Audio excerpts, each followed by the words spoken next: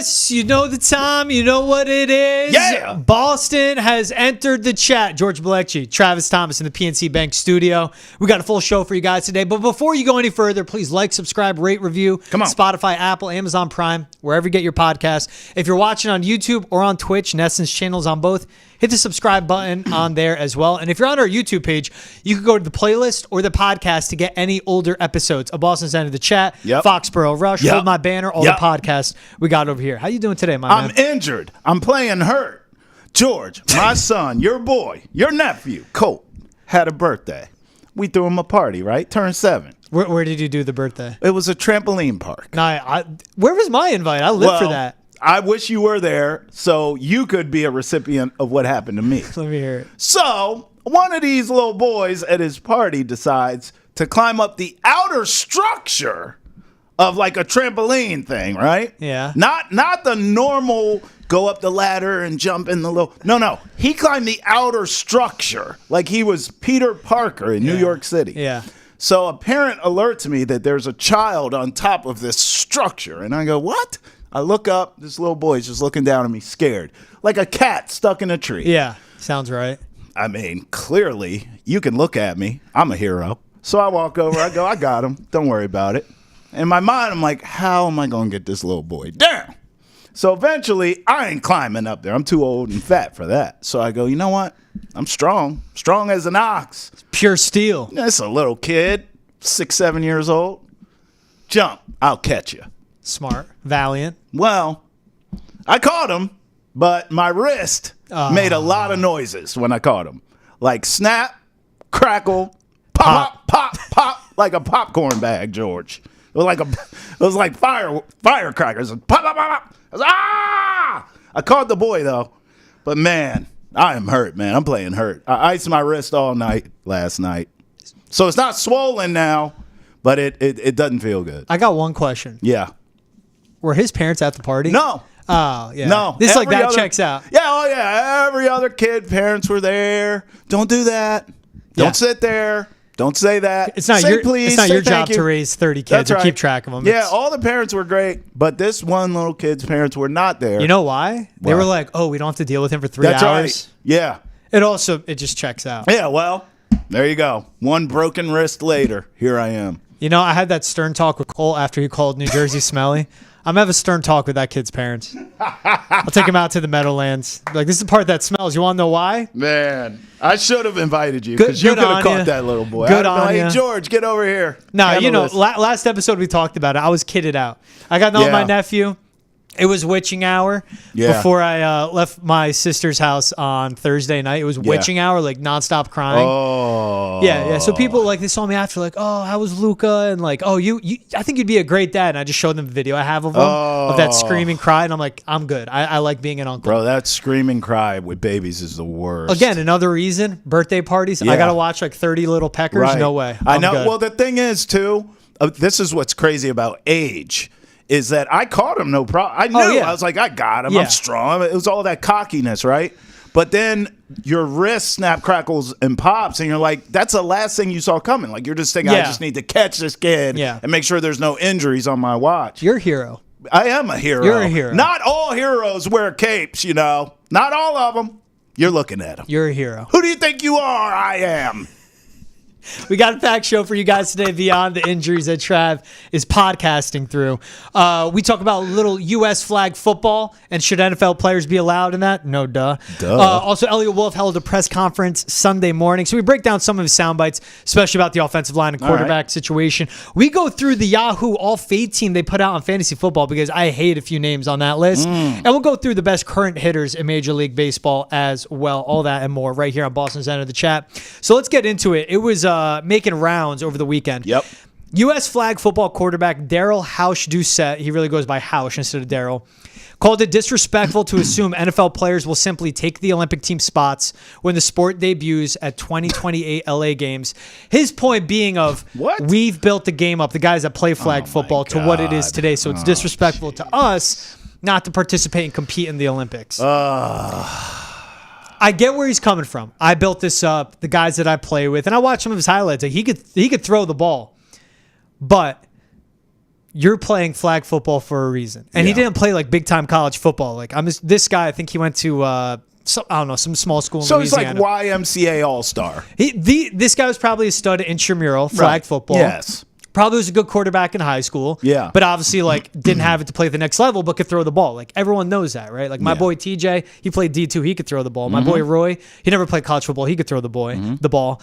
I watched his tape. Athletes. Don't poo-poo I can't throw us. the ball like him, though. I'll give that. I'm just saying, you're fast. You got, we had attributes. But, it's 7-on-7 in flag football. If you think guys that can read NFL defenses, 11 people on the field with someone trying to tear their head off, make a read and make a big time throw in under 3 seconds, can't take your job, I watch him. He's good. Like, he can do off-platform throws, doesn't need his feet under him. Like, that's part of it. You got to play quick and make a decision. But you're telling me, like, Mahomes, Lamar Jackson, Josh Allen, like, they're going to take your spots. Maybe his receivers will have something. Like, some of these guys played college basketball, the wide receivers he plays with. I could see that. Sure. But at the same time, like, we'll see in 2028 who the top are. But, like, let's go.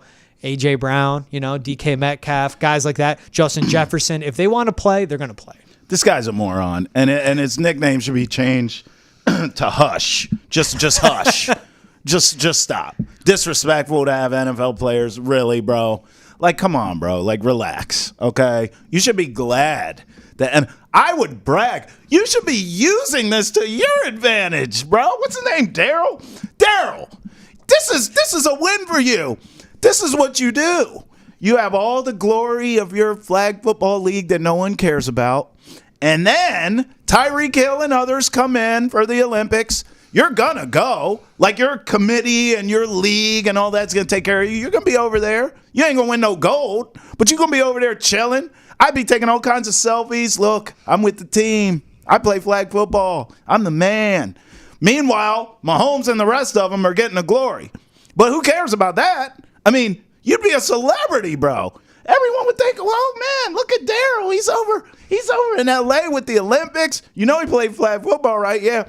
I mean, this could help your clout, but you talking about this is disrespectful for the NFL players. Who do you think you are, man? Are you crazy? That's disrespectful to NFL players that you think you're better. Yeah. No, it's the Olympics. It's the Olympics. Me, you need the best guys. Yes. It's the best athlete at that sport in the Olympics, right? Yes. Because they could have said the same thing would have happened elsewhere.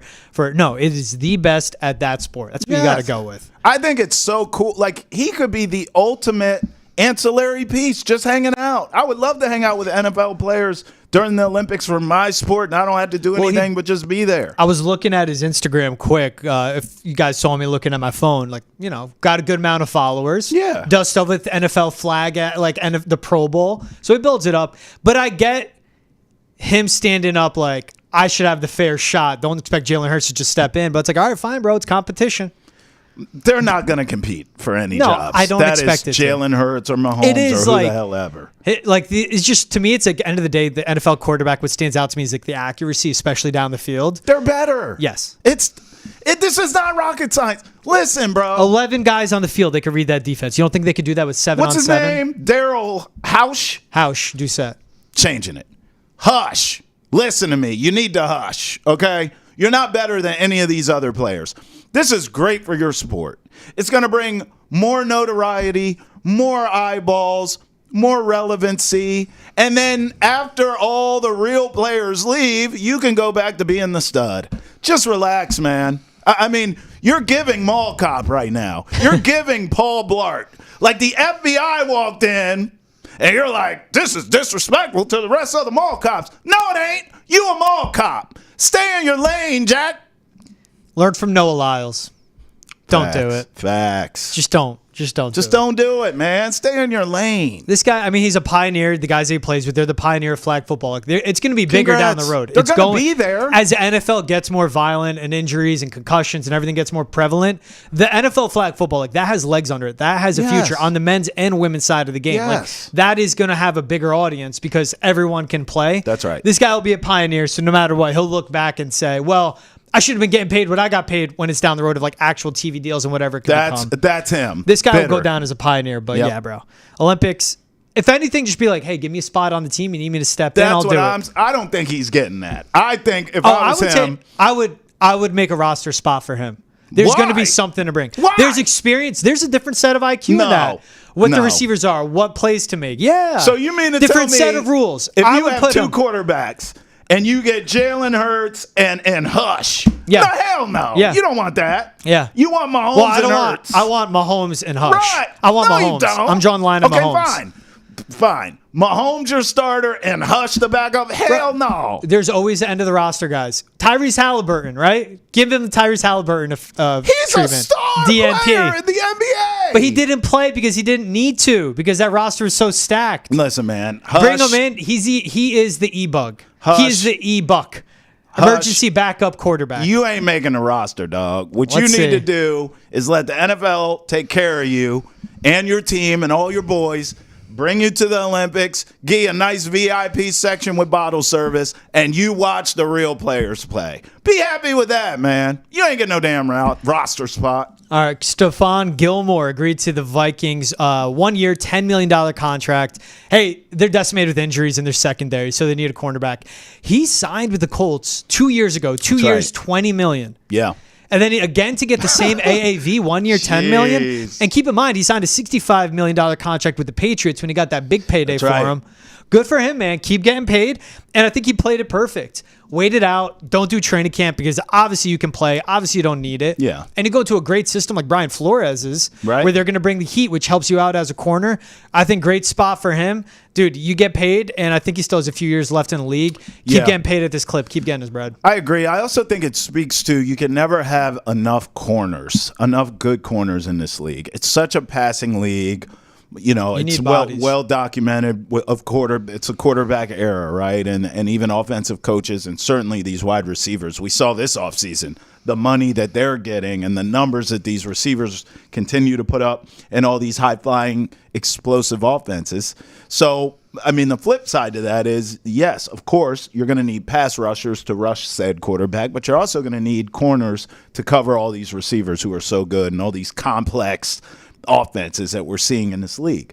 So for a guy like Stephon Gilmore, good for him, you know, in a sense of timing, that he is, even though he's on the back nine, he is in this era now. And so he can sort of get these, you know, he becomes a journeyman, I guess, but you could get these paychecks, like George said, these cash grabs, and you're still good enough to be a valuable corner. You're not great. You're not some shutdown. You're not even in your prime. He's not what he once was, but he's still capable enough of being a solid corner in this league. And for him, I would just probably keep bouncing around the league and getting these 1 year deals. I really would until I had nothing left. No tread left on the tires. He's made on the field $110 million so far in his career. Wow. Let me see the exact on this. Wow. Gosh. Total guaranteed $7 million. So if he plays up to it, then he'll be at $120 million after this contract if he hits every incentive. And you know what? On the field. As long as he's healthy, he'll get another one next year. Oh, that's what I'm saying. Right. I would have liked to see the Patriots get him because I do too. think they have a need at cornerback too. We've seen Jonathan Jones be banged up, dealing with something. But, you know, I think it's precautionary while they're holding him out. But I do think they need cornerback depth. And again, with $50 million in cap space, I understand they want to roll it over, bigger free agency. But devil's advocate on that end, I think it would help the team now. But Stephon Gilmore, if he signs for 1 year, $10 million for the Pats now, he wouldn't be there again by the time this team develops and gets to a good spot. Yeah, it goes back to almost a Judon combo, you know. I think it's a great landing spot for him. There's a good offense. You're playing opposite. We'll see how Sam Darnold does. Yeah. But again, with a good defensive coordinator and Brian Flores. And I think Flores plays it right this year. He could be a head coach next year. And he looks at Stephon. He goes, 1 year, $8 million. Come with me. Help me set the culture. Help me teach young corners at my next head coaching job. By the way, I agree with you. The Patriots could have used him, but It's a long-term outlook. I'm just going to repeat myself here. I think every team could use you know what I mean? Could use depth at the corner. I will say this about the division he's in now, though. But $10 million, you're paying for a starting corner at $10 million. Sure. I'll say this about the division he's in now, though. I mean, Well, the receivers he's going to face. and the receivers. And the quarterbacks. We're going to find out how much he has left in the tank because you're dealing with Jordan Love, Jared Goff, Caleb Williams. I mean, Amon-Ra St. Brown. Justin Jefferson. He doesn't have to face Justin he's a Jefferson. teammate, but Roma Dunze. He has to go against Jefferson in practice. DJ Moore, Yeah, I mean, Keenan Allen. man. And then all the weapons that they got in Green Bay, just in general facing that scheme. We're going to find out what he has in the tank. He saw Green Bay last year in the playoffs. That's right. Now, he wasn't right. He was dealing with a shoulder injury, right. so it was affecting which way he can turn and just cover, and he's a handsy corner. Yeah. So, I mean, he was injured, and the shoulder injury did hamper how well he can cover. Right. Off-season, healthy surgery. Let's see how he does. I'm trying to think of the worst quarterback division in the NFC. That's where he should have signed. In the NFC? Yeah, maybe the South, right? South. You'd face Bryce Young. You'd face Derek Carr. Yeah, that's right. Should have went to the Bucs. Baker's okay, but I'll know without Dave Canales. And then, of course, in the South, you got Kirk Cousins. We'll see how healthy he is. Should have went to the South Bucs. is the worst division. South is the worst. South is the worst division, period. I think the North will be the most competitive. I think the South is the worst division. There, but good for him, man. Get your money as long as you can. Cool to see him land there. All right, talking about, the Patriots should have got him. Eliot Wolf spoke Sunday morning. A lot of questions about his offensive line. And he was asked about the concern, and there were three things that jumped out to me. When asked about it, Eliot Wolf bluntly said, we're concerned about every position, always looking to improve. With Jacoby at quarterback, we're not just going to throw him to the wolves. We're still working to find the correct combination there, talking about the offensive line. Quick follow-up by Karen Garigian. Right there, she goes, are you confident you guys, with the pieces you have, can support any quarterback? And he just said yes, and moved on to the next question. That's where all the question marks around this offensive line. Vidarian Lowe and Chuks Okorafor did fine in the preseason game, but Vidarian Lowe is still getting pushed back every single play. Chuks Okorafor in the red zone whiffed really bad on a run block. And I think overall for an offense where you are going to have everything in place and it's predicated off the run game, Ramondre Stevenson ran well. He had 18 total yards, he did. 14 after contact. Right. If you want this to be an offense that is sustainable and progresses throughout the season, and eventually Drake Maye takes over, they have to run block, but you need Ramondre Stevenson to have gas still left in the tank. And if he's fighting for his life just to get +2, +3 on each carry, he's not going to be there down the line. And we know what everything was with all these different combinations. And lately, Vidarian Lowe being at left tackle, he played into the third quarter. He had more snaps than anyone on offense. That, to me, says that the Patriots are going, we're still not sure. We need to get as much film on you at left tackle to see if you're the right guy in that spot. Because he said when they brought in Chuks Okorafor, he could flip to left. And Caden Wallace, he had an All-American left tackle. He could have been a left tackle if it wasn't Olufashinu. Well, you haven't done that. This offensive line still concerns me severely. Yeah. We know who they got in the middle, and we saw when they would run the ball, it would be behind Mike Onwenu and David Andrews on that right side of the line. But Ramondre Stevenson was still gasping for air on every carry. He's going to put on this face. He's going to say we're confident with the group. And he was asked if he's looking to still upgrade. He said, we're pretty comfortable with our group right now, looking to upgrade on the offensive line or any position group. But he singled out the offensive line. I'm still concerned about this O-line. I mean, you should be. I always defer to you when we start talking offensive line talk, but I will tell you this, and we've talked about this before, on Foxborough Rush, which you can check out on Nesson's YouTube, Facebook, Twitch, wherever you get your podcast. Make sure you follow us as well on all your social media accounts for all of our best content. But on Foxborough Rush, you and I have talked several times about sometimes it's not X's and O's. Especially when it comes to an offensive line. It is the Jimmies and the Joes. It is the talent that you have. But the best five. That's right. And I don't believe it's all about the combos here. I think some of it is who the hell can play and who can't. And I don't think they're talented enough as an offensive line unit. Totality as a unit to where you can get away with some of this stuff. So, of course, you're leaning on combinations because you're throwing a bunch of stuff against the wall to see what sticks.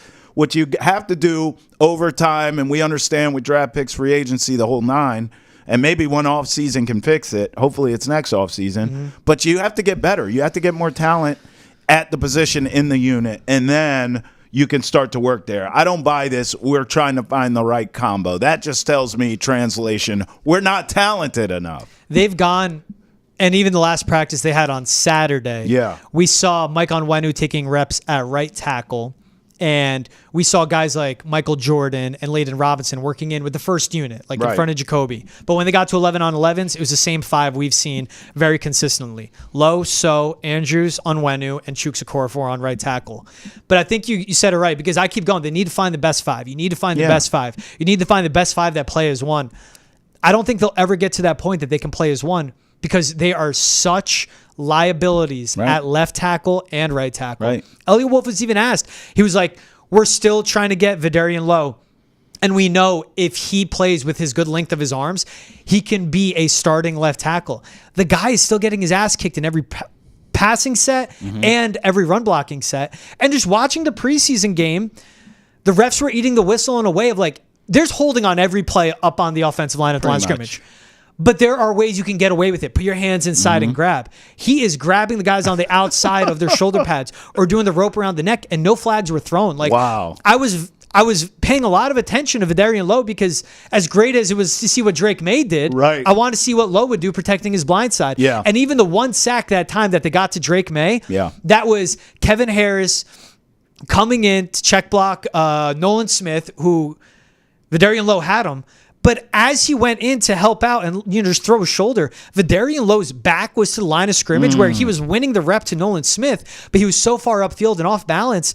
I'm not sure if he would have been able to hold Nolan Smith no matter what happened with Kevin Harris. Like, he's still very raw, and there's a reason Vidarian Lowe is held in the regard by teams of Vidarian Lowe. They're going to hold on to him. They're going to try and develop him. But you said it, and it's everyone. I understand what you'll be watching on Sundays with Drake Maye. Saturdays, tune into LSU, watch their left tackle, Will Campbell, because that's the guy you have to pay attention to. But it is a matter of finding the 5 guys that can get you from A to B. Yeah. I mean, to be honest, you can watch SEC, period, not just LSU. You can watch all those teams in the SEC and how they play offensive line and defensive line. That's where all your pros come from anyway. But that's a priority. Is going to be Will Campbell, top 5 pick. Absolutely. They need a Joe Alt, right? Yeah. Like the Chargers just got. They need a guy like that. Rashawn Slater, an all-world, a Christian Darrisaw. Right. You need that all-world left tackle. And then you'll have a left tackle where we saw the contract Darrisaw got this offseason over $100 million. But then under cost control, you'll have your left tackle, you'll have your quarterback, and 2 of your top 3 receivers, because I'm talking about Baker and Polk, under cost control. One more key quote Eliot Wolf had. Someone asked him, and I do like this question. They said, did C.J. Stroud's rookie season have an effect on Drake Maye's timeline? And he said it bluntly, C.J. Stroud was an anomaly. And I think Eliot Wolf, coming from the Packers, he saw Jordan Love. Everyone knows Patrick Mahomes sat behind Alex Smith for a season. A lot of these great quarterbacks sat a year. And he said C.J. Stroud was the anomaly in that regard. It's not about one person or player. It's where the offense is and where Jacoby is. That last sentence. It's not about where one person is or player is. It's where the offense is. And I'll leave Jacoby out of it. It's how the offensive line is. It's how the timing and the scheme and the understanding by the young receivers are, where when you insert Drake Maye, will everything be synced as one and be on schedule, and will Drake Maye flourish and continue to progress and get better and better game by game? But if the offensive line doesn't help him, we're not going to see Drake Maye until that happens. Bro looked good, though, didn't he? Let's get right into it. Bro looked good, didn't he? Want to get into it? I'll just say this. C.J. Stroud's a better prospect than Drake Maye. I mean, it's not rocket science. Sometimes some of this stuff is so complex. Listen, I watched C.J. Stroud in college football playoff games play well. Big games. Ohio State was in one every week. I mean, he's bigger, he's faster, he's stronger, better arm. He's a better prospect. I don't care anything about no damn C.J. Stroud, Drake Maye nonsense. No one coming out of the draft thought Drake Maye is better than C.J. Stroud. No one felt that way because it's not true. But I will tell you this. I loved what I saw from Drake Maye in that preseason game. Okay. And it just has me doubling down on what I've been telling you from the beginning. Get ready for week 1 in the jungle against Joe Burrow. Drake Maye is going to be your starting quarterback. That was the first time, counting 14 practices, 2 preseason games, that was the first time you can look at the day and say Drake Maye outplayed Jacoby Brissett. Facts. You needed to be more consistent than 1 out of 16. Facts. And also, I won't argue that. A lot of the question about C.J. Stroud, he looked terrible in the preseason. He did. And a lot of the question was his IQ and what he can play. And C.J. Stroud, coming from Ohio State, where you have a much better offensive line, obviously you have the best receivers, right? Drake Maye had an awful offensive line, lost all his receivers to the NFL, lost his offensive coordinator to another school. I wouldn't say that people are saying C.J. Stroud is better. And you can even argue Drake Maye has a better arm. And you can even argue Drake Maye is more athletic because he's more of a scrambler than C.J. Stroud. Stroud has never ran for more than 200 yards in a season going back to high school. Like, he's a pocket passer. He can make the off-platform throws, arm angles, though. He's great. I think he'll be great. But I wouldn't go so far to say C.J. prospect coming out is better than Drake Maye. We have to remember Drake Maye gets those Justin Herbert comps. I'll get into it right now with you. And we saw the throws on Thursday night, and that's why he gets those comps, especially that 55-yard dime he threw down the middle of the field to Javon Baker, where Javon Baker just dropped it. I think once you get the timing down, the chemistry, I think Baker stretched his route a little too much too. He kept kind of breaking up instead of going in. He had to lay out, but he should have caught that. I mean, it hit him in the hands. Like, Javon Baker's an athlete. I loved what I saw from Drake Maye. 2 big-time throws, no turnover-worthy plays throwing the ball, but there still is the fumbled snaps. We're seeing it in practice. We're seeing it in games. Starting quarterbacks in the NFL, that doesn't happen all year, practice or game. It keeps happening consistently with him. He's still learning to be under center. But that throw to Javon Baker down the middle. Kid's nasty. He anticipated it. He's nasty. He threw him open. And in a bad pocket, he stepped up and delivered that. And with Drake Maye, what you get, it was a flick of the wrist. If that was Bailey Zappi, you'd have to wind up, put everything behind it. He couldn't do it. Mac Jones, same thing. Like, that would be their best throw of the season. That's just his throw. You could throw Jacoby Brissett in that too. Jacoby, same thing. Throw him in there. Jacoby can't make that throw effortlessly. No, he can't. And that's the flash, and that's why you drafted right. Drake Maye. Now, can it be consistent? I think he looked great. I think in his dropbacks, moments he had sloppy footwork. And I do think at certain points, though, especially the 2 fly routes down the sideline to Javon Baker, he got locked into those deep throws.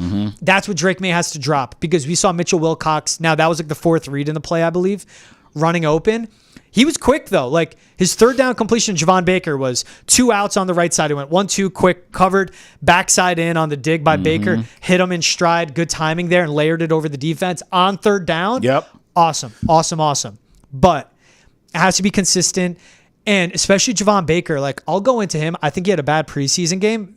Not just that drop, but he got bodied on the sidelines. Yeah. You got to get a better release. Yep. You have to win your route. Yep. But Drake Maye has to look and say, he lost. Let me come down to my 2nd and 3rd read. Don't get locked in on those deep wants throws. to splash. He does. That's a young quarterback. I get it, and he wants that. He's hungry. He's thirsty for those throws. Like, he knows he has that, but part of being a great NFL quarterback is taking what the defense gives you, and if you take what they give you, that will set up those deep throws down. Now, when he gets a full game, it'll be different, opposed to just playing a quarter and a half. I was encouraged by sort of what you're talking about, the reads from Drake Maye, because when I watched him at UNC, he didn't have the personnel, not really that he does here in New England either, but his personnel at UNC was worse, if you can believe it. Yeah. And so I watched a lot of dinking and dunking from Drake Maye and tucking and running from Drake Maye. And then occasionally, especially once he got his top weapon back, you would see those big throws where you're like, wow, this kid. But those were few and far between based off of personnel, because he just had no help. So when I watched the preseason game, I saw a lot of the same things you did, but I saw a kid who, what I took from it was, oh my God, I have weapons now in his mind. We all sit here and talk about how, man, Patriots need a true wide receiver one. They do. But if you're Drake Maye, you're like, man, I got some guys out here that can boogie. I didn't have this in college. And he's trying to get them the rock. He's looking for the splash plays. I didn't see check down Charlie's, unless it was design where they asked him to do that. But when it was Drake Maye's read and it was his choice of where he was going with that ball, he wanted chunk plays. I loved seeing that because I believe to his core that's who he is. And so and when I say we, I mean New England, must figure out a way. The Patriots must figure out a way to get an offensive line around this kid's stat and get him some damn receivers who can play. We think we have a couple in these young guys in Polk and Baker, but get him the requisite weapons he needs to be successful, because this kid, as George said, is hungry and he wants it and he is going for it. This is not 3 yards in a cloud of dust. Not this quarterback. This kid can sling it and wants to, which is exactly why I believe he should be the starter from the onset. Because you know why? Jacoby Brissett is just going to hand the ball to Ramondre. And George already told you, they're going to run him into the ground with this offensive line. At least with Drake Maye, you have someone back there that can keep a defense honest. Oh, you want to load the box for Ramondre? You can do that with Jacoby Brissett. You better not do that with Drake Maye. He's going to throw it over your head. Oh, you going to play off now? Because you think Drake Maye, you saw that rocket launcher arm? Okay, no problem. He's going to tuck it and put you in a blender because he can run. I'm telling you, this kid Drake Maye, with this defense, All I'm saying is the Patriots could win more games than we all think they could. But if we're going to waste time and have Jacoby out here, okay, get ready for another 4-win season. It's not wasting time. It's buying time because they don't want to be in this spot in the next 3 years. They want to have their quarterback for the next 10, and that's what they could have with Drake Maye. If you rush them into week 1 with Vidarian Lowe going against the backups on the Eagles. Now, their front 7 was playing, but with that left tackle and that right tackle, and this kid digresses back to the bad habits he had, which he had on a couple throws, like clicking his heels together as he's stepping up, then it's the long-term play. It is a long-term play. It's going to take multiple off seasons. There's a reason I'm talking about Will Campbell, and I will for the rest of the season until my face turns blue, because you need to get the offensive line. Yeah. If that's not right. And he has to consistently show he's an NFL quarterback. Again, he's fumbling snaps, Trav. He is. He's fumbling snaps in practice and in games. Is. How often do you see that on a Sunday in the NFL? 0. Never. Mostly, right? Exactly. So it's a little things. Last one I'll go. His screen pass to Mitchell Wilcox, short game. Yep. But Nolan Smith came in unchecked off the line of scrimmage right in his face. He hopped around, nothing under him, kind of side-angled it. If that was Mac Jones, if that was Jacoby Brissett, they would have been buried into the turf. Yeah, they would have. And they would have been knocked out of the game by Nolan Smith. The fact that he could get that pass off, again, that's the athleticism. That's the off-schedule things. So I loved the Baker completion on 3rd down because that was on schedule. And it was 1-2, second hitch, 3, and he hit it. But then I love the off-schedule. And Gerard Mayo and Eliot Wolf know they have it. It's how consistent can you get it? Because this is a kid that can elevate the offense. Yes, he can. If he hits his ceiling. And he can transcend a system and make the system better. So, but I'm not going week 1 yet. I'm all in for week 1, baby. Bring on Joe Burrow. I'm Come not on, going Drake week Maye. 1 yet. All right, let's get into it. Yahoo Sports put out their all-fade team in fantasy football. All right. So they listed out on an article. So all fade is basically stay away, don't draft him at their ADP, and they were giving some options. They had C.J. Stroud, Josh Jacobs, Devon Achane, Chris Olave, Jaden Waddle, Trey McBride. Okay. So the reason they give C.J. Stroud this is they say you're taking on me as a 4th-round price tag. But you can get Lamar Jackson around earlier. And C.J. Stroud doesn't have the running upside that a Lamar Jackson does, or an Anthony Richardson or Kyler Murray. Sure. Which I understand. Yeah, I get it. C.J. Stroud can be an MVP. Yeah. If I like my roster, the first 3 picks, I would go 3 receivers, or if you go 2 receivers and a running back, and then you could come back and get a tight end in the 5th round, I'm going C.J. Stroud. Because it's going to be his 2nd year in the league where he'll make a sophomore jump. 2nd year in the system with Bobby Slowick, which we saw what they did. The upgrades on offense. Joe Mixon's now in the backfield. Oh, and by the way, they added Stephon Diggs. And again, Tank Dell, who's his best friend, he handpicked him. Go draft that kid out of Houston. I want him. I like playing with him. Along with Nico Collins, I'm taking C.J. Stroud. I am not going to fade him. There is no way. He is going to be in the MVP conversation. They have a great defense that they upgraded with Danielle Hunter on the outside. They again assess their secondary. D'Amico Ryans takes care of that. But I can't say it enough. This is the year you want C.J. Stroud because I think this is the last year his offensive coordinator, Bobby Slowick, who came from the Kyle Shanahan coaching tree, will be there before he gets a head coaching job. He should already have a job. And I understand the rushing upside of Lamar Jackson. I would take C.J. Stroud over Lamar Jackson. I know it's pure passing. I understand what the boom can be. But I think consistently week to week, C.J. Stroud will be a better quarterback fantasy-wise than Lamar Jackson. And I think as a passer, he's a better quarterback than Lamar Jackson. There were 3 that jumped out to me. I think that was beautifully said about Stroud. Josh Jacobs in Green Bay, I mean, all this guy does is rush for 1,000 yards. And now he's on a team with an even better offensive line, a better quarterback. And I get maybe that's why you would stay away because he has, Jordan Love and all those weapons that Love has. But Green Bay is not some team that's just going to be pass happy. Green Bay is always a balanced attack and a really solid team. I know a lot of people have them in the Super Bowl this year. I think Josh Jacobs is going to be just fine, so I would not fade him personally. Chris Olave is another one with the Saints. Everyone's down on Derek Carr, myself included. I get it. But this kid put up damn near 1,200 yards last season with him anyways. What difference does it make? Olave is going to be even better this season. Who cares who's playing quarterback? So I like Olave. And then Trey McBride was a biggest head scratcher for me because you have Kyler Murray, who you just talked about, is a fantasy nightmare because of the rushing and the passing aspect. So you have Kyler Murray now for a full season. Remember, he missed 4 or 5 games last year. You have him. Now you have Marvin Harrison Jr. on the outside who's going to take some pressure off of you. So, I mean, Trey McBride should be able to eat, I would think, in the middle of the field, in between the hashes, and certainly in the red zone. I'm looking at him. He's someone I'm targeting at tight end. And there's no way in hell I'm fading Trey McBride with Arizona. So those were the 3 that jumped out to me. I would draft any one or all 3 of those dudes. Yeah, I think looking at Josh Jacobs, I would think it's more the mileage. Last season was his first one averaging less than 4 yards a rush. And, like, that is the floor you want from a running back. But he's not in a crowded backfield. No, like, A.J. Dillon stinks. He stinks. And you he's got a mentioned good playing with offensive Jordan line. Love. It's going to open up the box for him more, I believe. I would just have to see where Josh Jacobs' ADP is, but late in a draft, that can be an RB1. Yeah.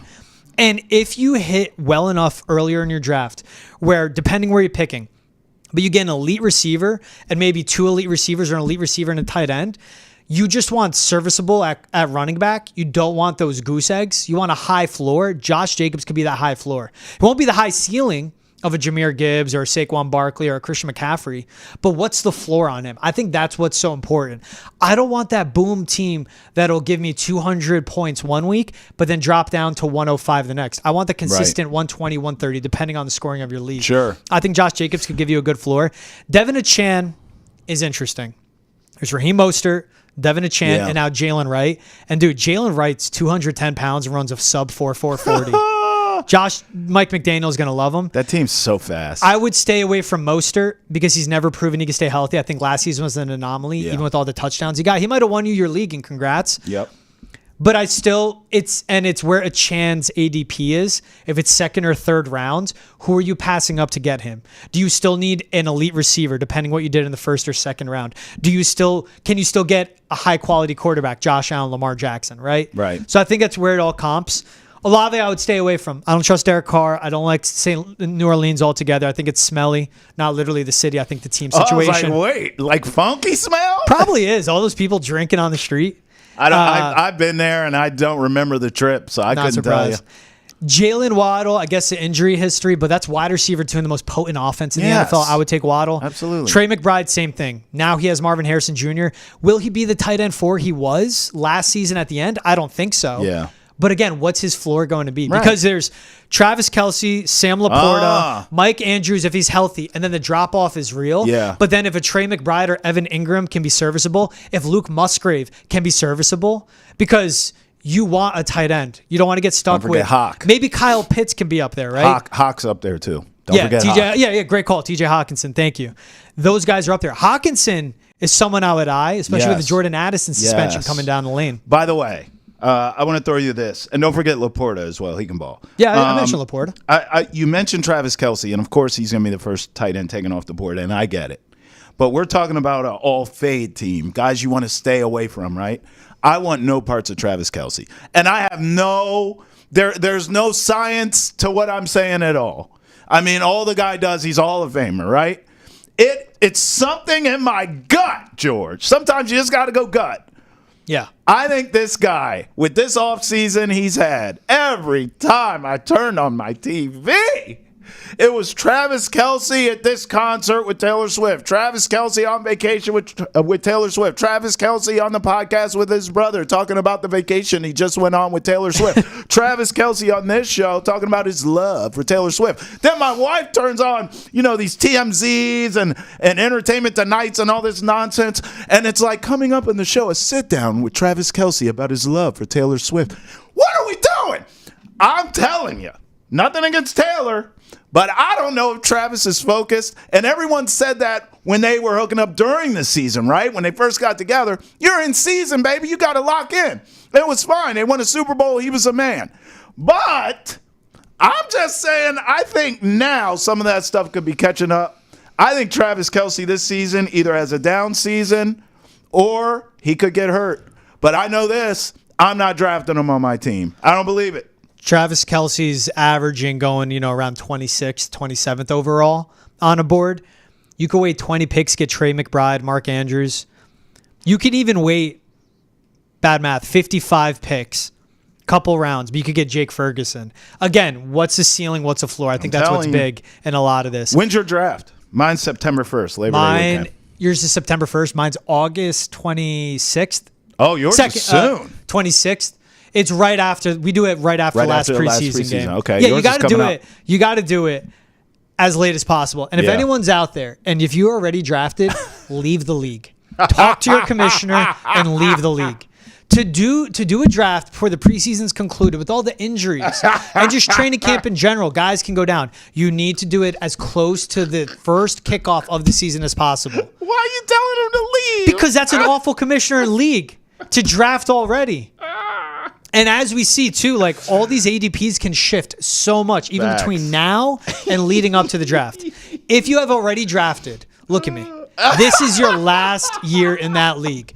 Do yourself the favor and either become commissioner and establish we're drafting Labor Day weekend, or leave and start your own league. Bro, this is a fantasy league. It's not a hostage situation. Like, blink twice if you need help. Brother, I put too much time and money into fantasy football. Facts. I put too much time. And you know what? When you win your league, you want to feel good about it being the best league possible. Leave your league. Run for your life. That's a thing with that. So...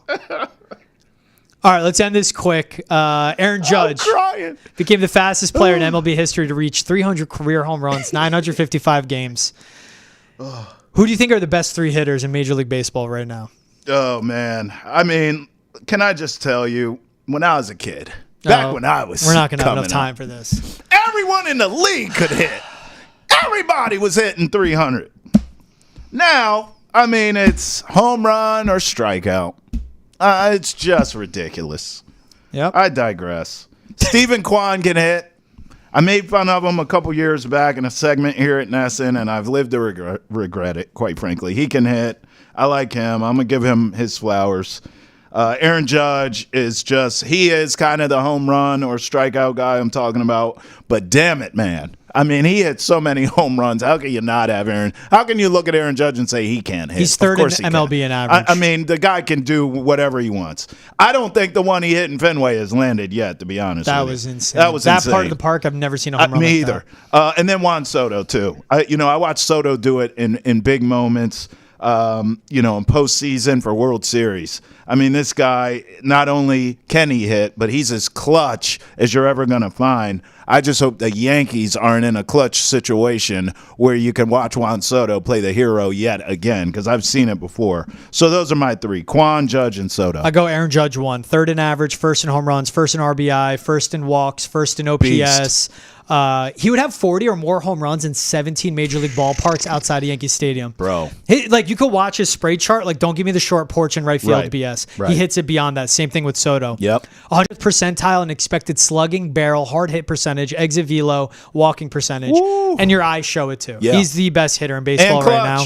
Soto, 5th in average, 5th in home runs, 6th in RBI, 1st in walks, tied with Judge, 2nd in OPS. But third spot, I was thinking Yordan Alvarez, but I'm going to go away from the overall power. Bobby Witt Jr. Yeah. He's a round 350 hitter, just 1 or 2 home runs less than Yordan Alvarez. Yeah. To me, that's why I think. And I got to end it with this. Best hitter I think I've ever seen. What? Albert Pujols. No. Yeah. I'm not hating. He hit 37 home runs, 130 RBI as a rookie. And then I think it was his first 10 years in the league. I'm not going to count quick. He was a plus 300 hitter with over 100 walks, but most importantly, plus 300 with 100 plus RBI. And never had below 32 home runs in a season. Best I watched was Barry Bonds, and I'm certainly not going to take away from Pujols. That was a great Pujols in 2006. That's a great pull. Bonds, Pujols was natural. Tony Gwynn, who Bonds' I eye watched was as a unreal. kid. Oh, Gwynn's one of the best all-time hitters. I mean, I was young, but I do remember he could hit it anywhere he wanted to. Rest his soul. But yeah, I mean, that's a great pull. Pujols is ridiculous. His 2006 season when he hit 49 home runs. And his stance, like how balanced he was and just locked in, like so simple. One of the sickest hitters ever. I wish he stayed in St. Louis. I wish he didn't take the bag and go to Los Angeles. I mean, but he got the bag. What are you going to do? And by the way, he was there so long and broke so many records and made such an impact and won. Yeah. You got to get the bag at that point. I at least understood it. You know what I mean? Yeah. I agree with you. I wish just for the sanctity of baseball, the art of it all, the beauty of it all. I wish he had stayed as well, but I also understood go get your money. Can't hate on it. Go get the bag. Get it. He's Travis Thomas and George Balekji. This is Boston Center, the chat from the PNC Bank studio. Please like, subscribe, rate, review wherever you get your podcasts. We'll see you same time, same place tomorrow.